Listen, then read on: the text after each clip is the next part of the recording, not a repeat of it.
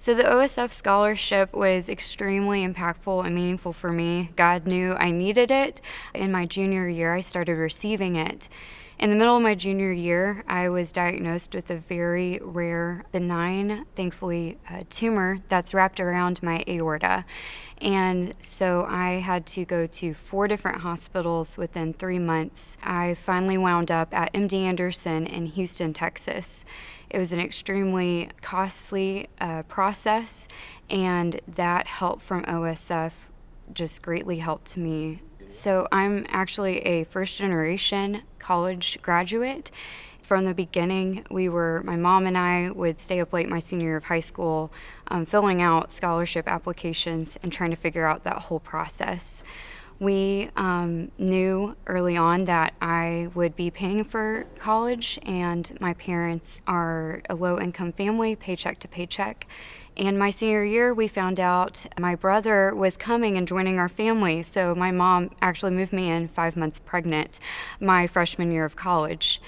Thankfully, the Arkadelphia community and the Ouachita community were really wonderful, knowing that school would be a burden I carried as an individual, and they provided all different types of part-time jobs for me.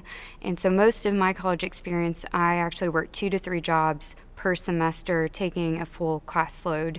The OSF scholarship my senior year allowed me to only work 1 job, and I was able to enjoy my senior year a little more and focus on that 1 job and also being the Student Senate president. While I was walking through that really difficult time of my tumor, the diagnosis and the appointments, I only had to worry about 1 job instead of 2 or 3, and I will forever be grateful for that burden being lifted because of people's generosity and the students who lead OSF. Thank you so much for investing in students like me and allowing us to leave Ouachita with less debt and less of a burden so we can go out and pursue our God-given callings.